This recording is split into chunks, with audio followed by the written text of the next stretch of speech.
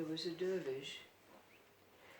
His name was Lagawadi, and he'd been with a Sufi master for many years, until one day his Sufi master instructed him to go and refine his inner concentration.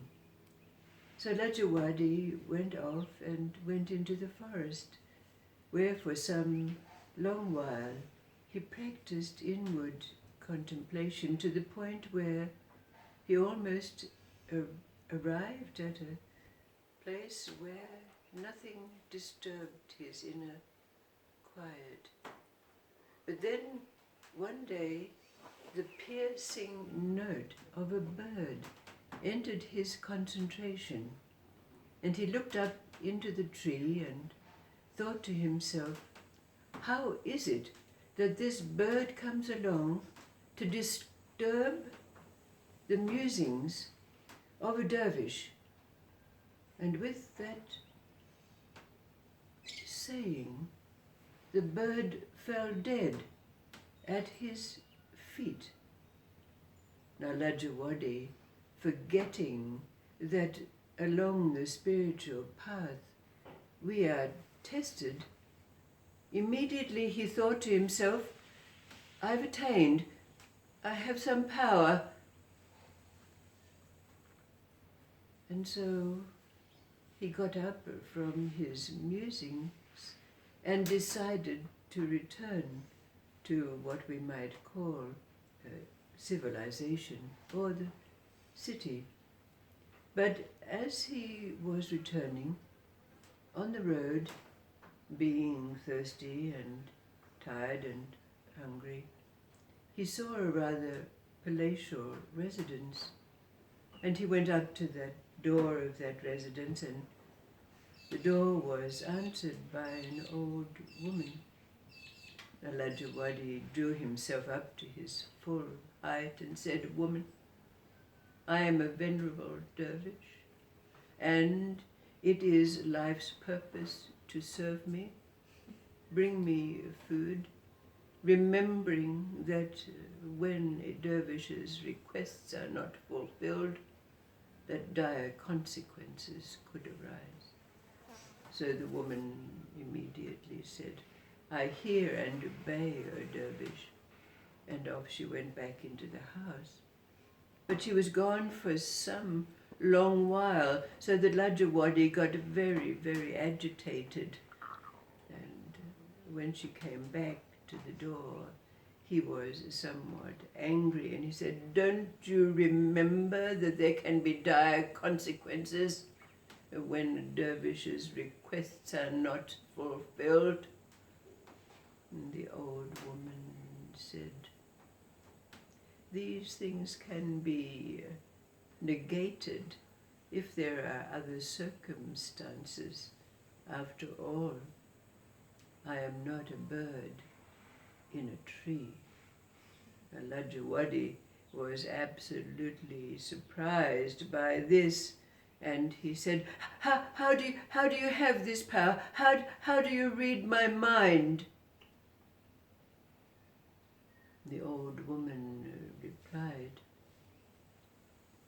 I learned, I listened, I heard and obeyed my spiritual master, who told me that I should answer his requests and listen to his dissertations when I was called to do so, but otherwise that I should fulfill my duty as it arose. So it is that in doing so, I have attained this power and many others. So Lagawadi said to the old woman, Can I become your student? Will you take me on and teach me? And she said, If you cannot obey the master you have been with for many years, how will you obey me? So somewhat humbled by this experience, Lagawadi went back to his original Sufi master, who did not get into any dialogue with him at all, but merely ordered him to go to a certain town and become the servant, heeding whatever he was told to do by a certain scavenger there. Now, in this humbled state, Lagawadi obeyed his master and made his way to this city. But when he came to the place where the scavenger was, Lagawadi was abhorred by the sight of this dirty creature sweeping the gutters of the city. And in that state, he could hardly bear to approach him. But the scavenger scathingly said to Lagawadi, "What bird has fallen from a tree today? What woman has been able to read your mind? And what onerous task will your master give you?" So Lagawadi, taken aback by this, said, "How is it that I, after many years of practices, and you, who are a scavenger, have this power?" And the scavenger replied, "I learned obedience, you fool, obedience." And with that, Lagawadi became the servant of this scavenger. And after some time, when there was not a trace of self-consciousness left, Lagawadi became the great Sufi teacher called Sheikh Lagawadi, doing good works in life for the rest of his days.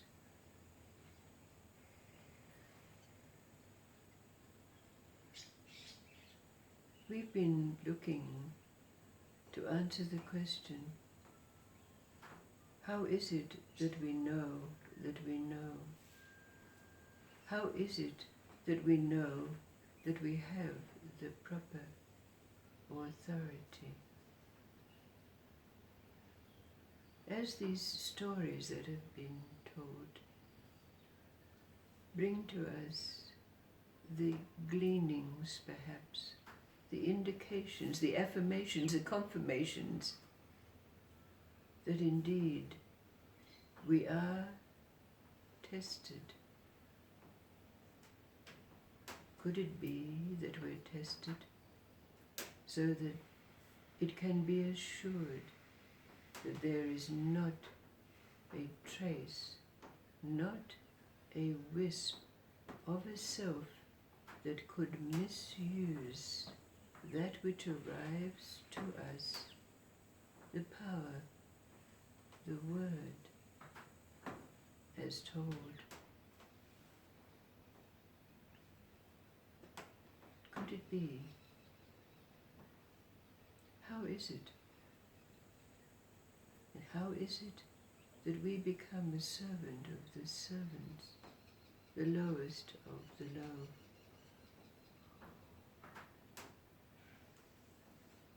Figuratively speaking, before this happens, what's your experience? We've been brought to our knees Many times we've had our head on the floor, feeling disempowered, helpless.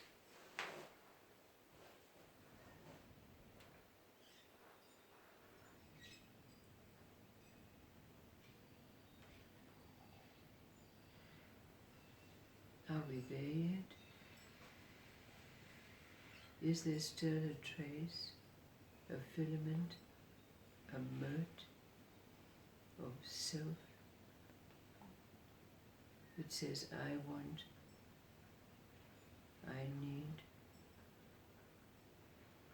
I judge?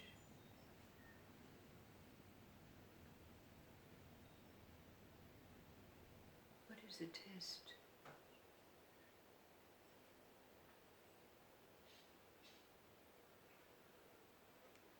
What is it that happens for us that allows us, without doubt, to know that we know and know that we have the proper authority? What are these stories telling us?